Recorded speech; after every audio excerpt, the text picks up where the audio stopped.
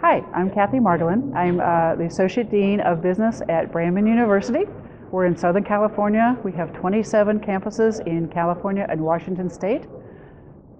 And we have just launched our competency-based education program in the direct assessment mode. I'd like to tell you a little bit about our competency-based education program. We started it 2 years ago, and our university is looking to be the innovative leader in adult education. So we looked at what our future students would need. Our average student is about in the lower 30-year-old, usually a working adult.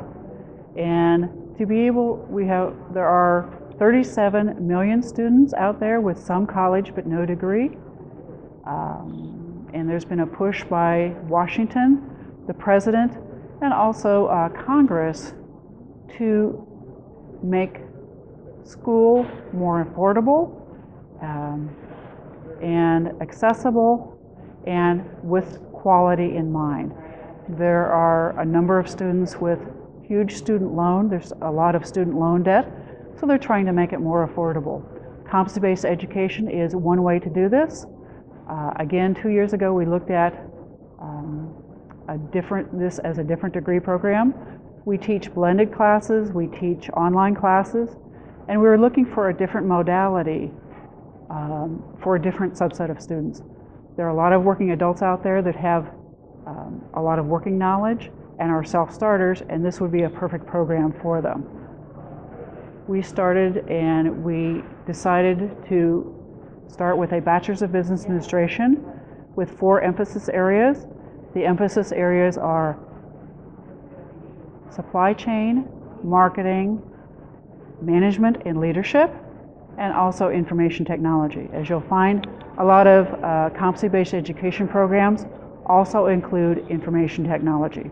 That's one of the draws to that area for students.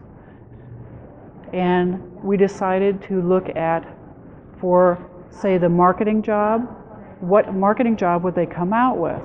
We looked at a government database by the Department of Labor called the ONET database, which determined for that specific job what are the knowledge, skills, and abilities are needed. We then worked those together for the different majors and worked those knowledge, skills, and abilities into competencies. We then added external certifications for each one of those majors and took the knowledge, skills, and abilities to that and added that to our pool to determine what competencies were needed. We ended up with, for a bachelor's degree, typically 55 to 60 competencies are needed to graduate. We are using a direct assessment method.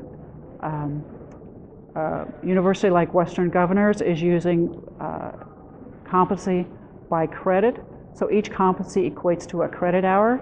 Direct assessment determines that you can do it, the competency, and it doesn't necessarily tie to a credit hour. It's another different way of looking at it. But with a competency, a person would go through a competency, work on some checks for understanding, and the item that counts the most is the final value assessment. So the final value assessment, they have to pass at 80% to be able to go on to the next competency. So we worked with arts and sciences because we also have a general education component in it, and also a bit then our business school worked on the business component.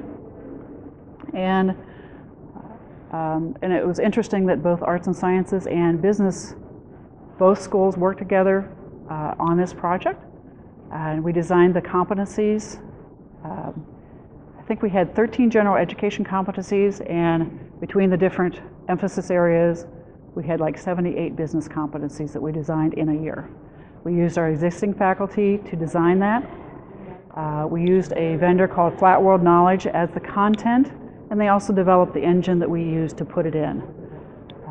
We have just received financial aid from our Department of Education, one of the first, the 4th one in the nation to receive financial aid for direct assessment competencies.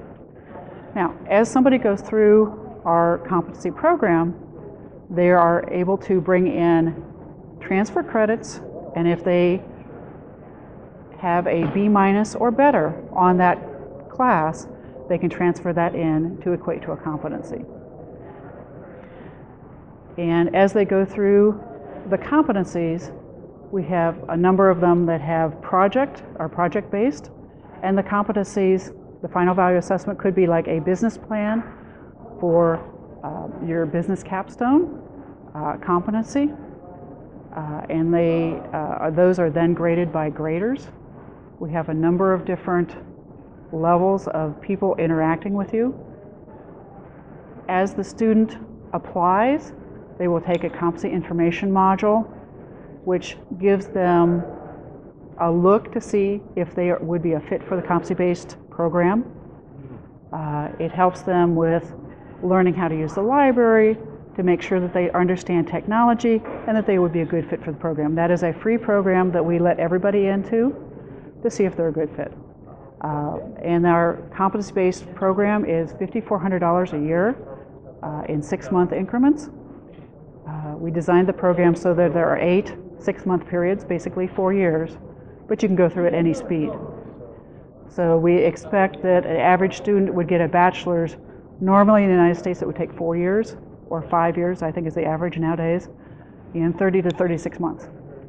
So because they can go through the competencies, pass the final value assessment at 80%, and go on to the next one. So I think it's a win-win for somebody who is a self-starter and interested in working at their own pace, whether they have a crazy job where they just don't have the time to attend class. It's not based on seat time. That's the difference with competency-based education. It is not based on seat time. It's actually based on what you learn, and time is the variable. So that's one of the reasons why we felt it was a very good program to get started. Our institution wants to be the leader in adult education, in innovation in adult education. And we have a group called Institutional Research, and they started surveying what are the options out there? What is new coming down the pike?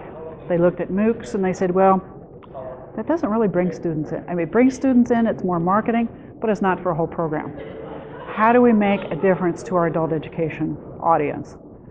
And working with a chancellor and a provost, working with our board of directors to determine which way they wanted to go. Right? So we actually had support from the upper levels of management before they started this. And then once they made that decision, they looked at all the different options. They decided to start the program, do some investigation, talk to other people. They talked to people from Western governors, they talked to consultants, they talked to other places that were starting to do it, and got involved with the process. They then started a program council, which I then became a part of, in addition to our deans of arts and sciences and business and faculty in both of those areas.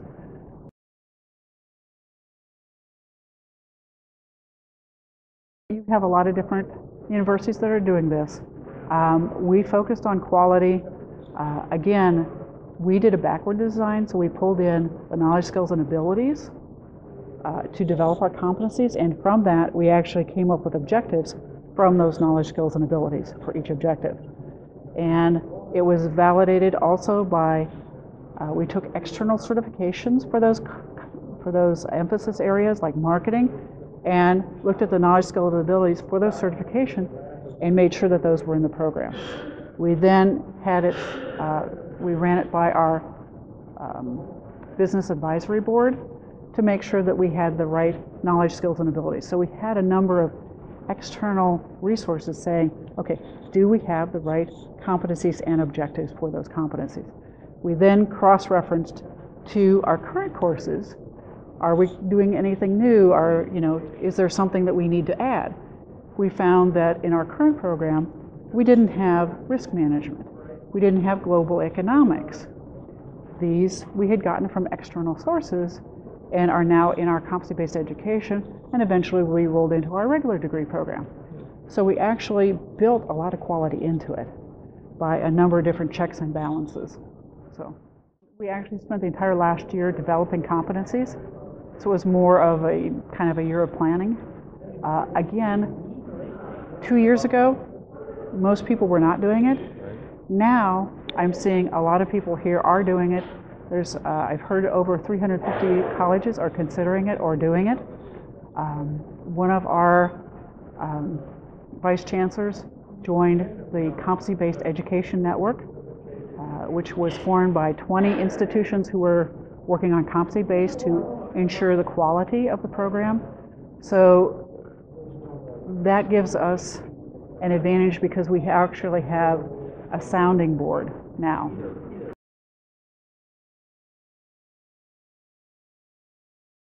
We worked with a provider, Flat World Knowledge. It's a book publisher.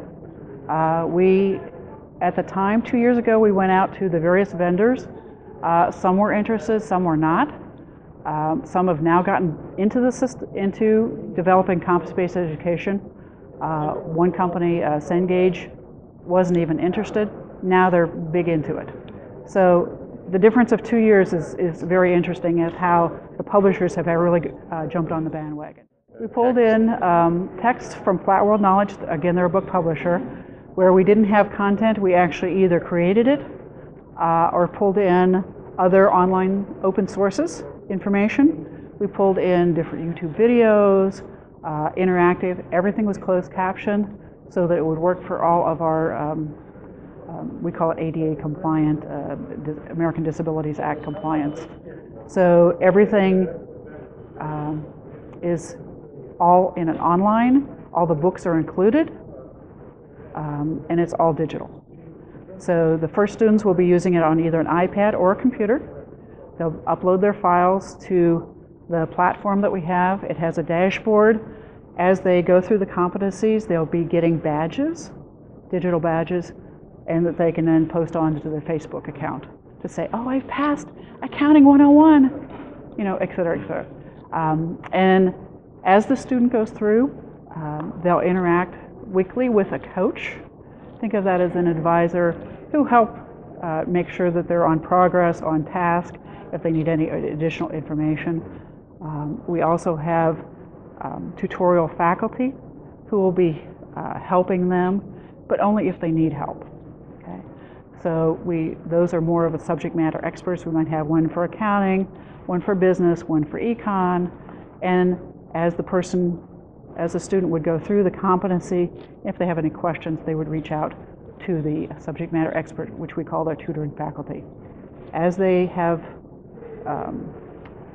done their final assessment, that would be then graded by a grader, and the person's responsibility would be only to grade.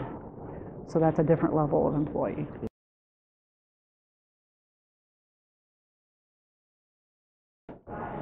We have two levels of assessment. We broke it down in terms of Bloom's taxonomy. The lower level, we call level 1, is an assessment that is more like a multiple choice where it's self-graded. Okay, 40% of the competencies are in that level. 60% are more project-based. Could be designing a business plan, a marketing plan, a plan for working on a team, etc. But those are all put up online. They're uploaded to the program, and then the graders would grade them. So you have project-based, and then 60% of the program is based upon projects, whether it could be, again, designing a business plan or whatever. So you actually get the richness of the experience.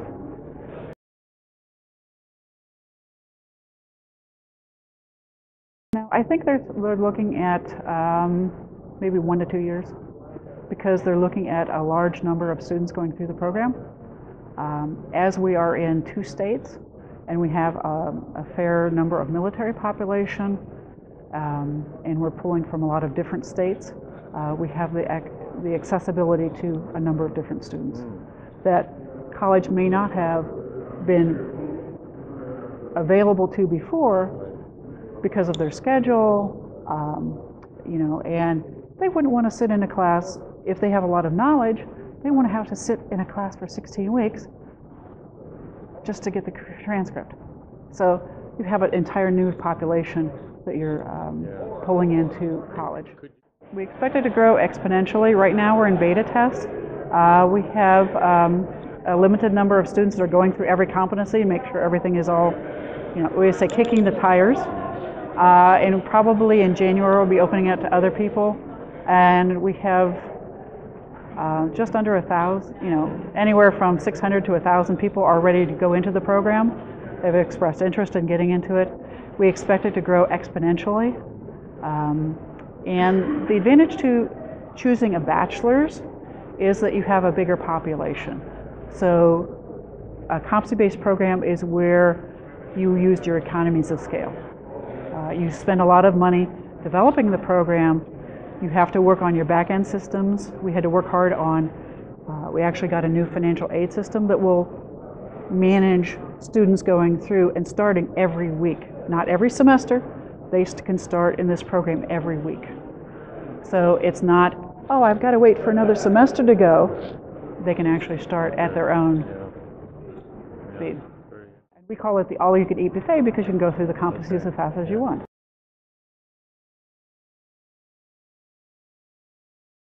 Major challenges, our faculty were on board. The problem is developing a competency is completely different than developing a class, and it took a number of months for our faculty to grasp that concept. As you're starting anything new and that is transformational, there were different starts, different deliverables, things changed. Oh no, now you deliver it this way because now they've developed a process. So developing our systems and our processes for any transformational change, you work and then you change it a little bit because you didn't do it quite right, and then you eventually come up with a good product. So it was a transformational change project.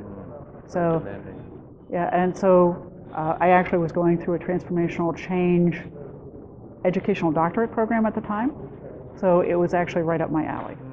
It is because you've got to have the subject matter experts develop the competencies. You've got to have some partnership with a publisher of some sort and to develop a platform. As it becomes more mainstream, those monetary requirements I think would be reduced because they're getting